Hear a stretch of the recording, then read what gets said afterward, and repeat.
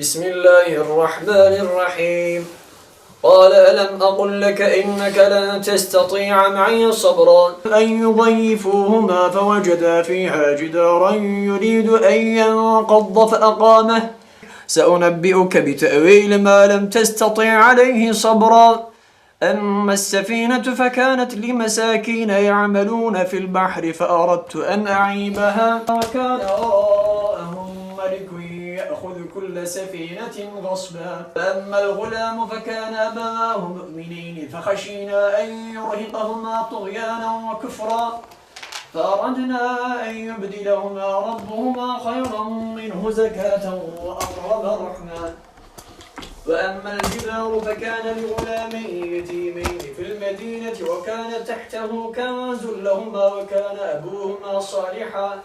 بسم الله الرحمن الرحيم. Elhamdülillahi Rabbil alemin ve salatu ve selamu ala Resulina Muhammedin ve alihi ve sahbihi ecmain. Mukabele Arapça kökenli bir kelimedir. Karşılıklı okuma anlamında. Mukabelenin geldiği yer burasıdır. Hazreti Ayşe annemiz radıyallahu teala anh şöyle diyor. Hazreti Fatıma Peygamber Efendimiz sallallahu aleyhi ve sellem'in kızı Hazreti Fatıma Peygamber Efendimiz sallallahu aleyhi ve sellem'in yanına geldi. Yürüyüşü aynen Hazreti Muhammed sallallahu aleyhi ve sellem gibiydi. Peygamber Efendimiz sallallahu aleyhi ve sellem onu sağ yanına oturttu. Kulağına eğilip bir şey söyledi. Hazreti Fatıma ağlamaya başladı. Hazreti Ayşe annemiz sordu. Lime tebkine, neden ağlıyorsun? Bir şey söylemedi Hazreti Fatıma. Peygamber Efendimiz sallallahu aleyhi ve sellem kızını ağladığını görünce tekrar kulağına eğildi. Bir şey daha söyledi. Bu sefer Hazreti Fatıma gülmeye başladı radıyallahu teala anh. Hazreti Ayşe annemiz şöyle dedi. Bu kadar hızlı bir hüzünden sonra hızlı bir sevinci ilk defa görüyorum. Yine sordu, neden ağladın, neden? Dedi ki ben ma kuntu li efşu ve sirra Resulullah sallallahu aleyhi ve sellem. Peygamber Efendimiz sallallahu aleyhi ve sellemin sırrını ifşa edecek değilim. Peygamber Efendimiz sallallahu aleyhi ve sellem vefat ettikten sonra Hazreti Ayşe tekrar gelip sordu. Ya Fatıma hakikaten ne söyledi sana Peygamber Efendimiz sallallahu aleyhi ve sellem? Cebrail aleyhisselam her sene Ramazan'da gelip Kur'an'ı birbirimize arz ederdik. Muarada, yani mukabele şeklinde. Ama her sene bunu bir defa yapıyorduk. Bu sene 2 defa yaptık. Bu işarettir ki ben Refik-i Ala'ya gideceğim, vefat edeceğim. Benim ardımdan da ilk önce ey Fatıma sen geleceksin diyor. Bunu söyleyince ağladım. Diyor o da benim ağlamamı görünce bir daha kulağıma eğilip şöyle dedi. Ey Fatıma sen kıyamet gününde bütün cennette olan kadınların efendisi olacaksın.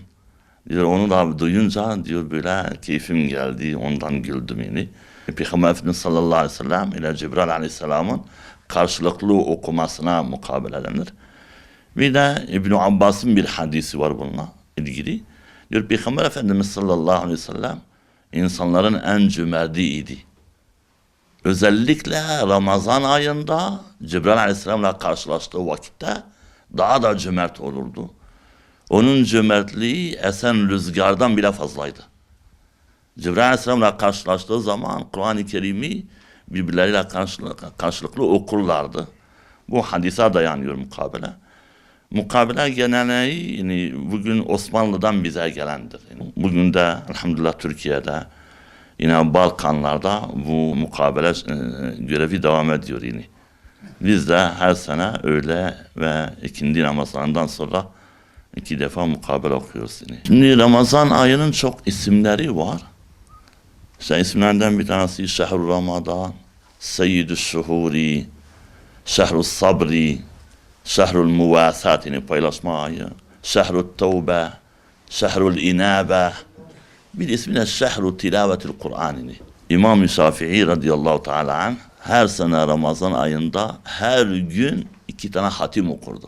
Sahabe-i kiramda sünnettir yani insan Ramazan'da her şeyi bırakacak yani sürekli Kur'an'la meşgul olacak. Kur'an Peygamber Efendimiz sallallahu aleyhi ve sellem'in buyurduğu gibi innel kulube la tazda'u.